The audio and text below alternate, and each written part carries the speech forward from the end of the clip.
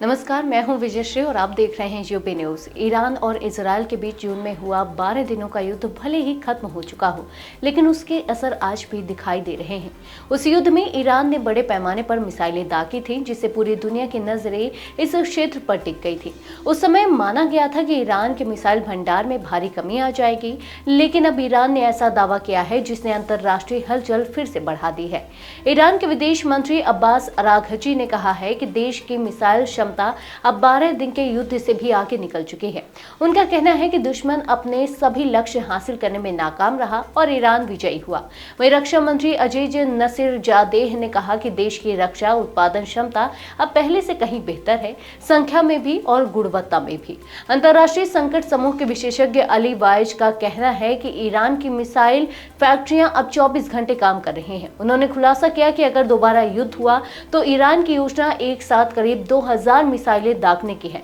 यह संख्या जून में हुई लड़ाई से 4 गुना ज्यादा है, जब 12 दिनों में कुल 500 मिसाइलें दागी गई थी। विशेषज्ञों के मुताबिक ईरान अब मिसाइलों की सटीकता और मारक क्षमता दोनों बढ़ाने में जुटा है। विश्लेषक बेहनाम बिन तालेब्लू का कहना है कि ईरान ने पिछले युद्ध से कई रणनीतिक सीख ली है। उसका लक्ष्य अब यह है कि कम मिसाइलें दागकर भी अधिक नुकसान पहुंचाया जा सके। ईरान ने दावा किया था कि उसने फतह एक मध्यम दूरी की मिसाइल का इस्तेमाल किया था। यह मिसाइल तेज गति और अंतिम चरण में दिशा बदलने की क्षमता रखती है, जिससे इसे रोकना बेहद मुश्किल हो जाता है। ईरान का कहना है कि उसकी नई मिसाइलें जैसे हाज कासिम और खैबर शेकन आधुनिक तकनीक से लैस है और इजरायल की रक्षा प्रणाली को मात देने में सक्षम है। इजरायल के अनुसार जून के युद्ध में कुल 631 मिसाइलें दागी गई, जिनमें से लगभग 500 उसके इलाके तक पहुंची। 243 मिसाइलें खुले क्षेत्रों में गिरी, जबकि 36 आबादी वाले इलाकों में जा लगी। बाकी 221 मिसाइलों को उसकी रक्षा प्रणाली ने रोक लिया। इजरायल का दावा है कि उसकी वायु रक्षा प्रणाली की सफलता दर 86% रही। इस बीच चीन ने भी अपनी तैयारी तेज कर दी है।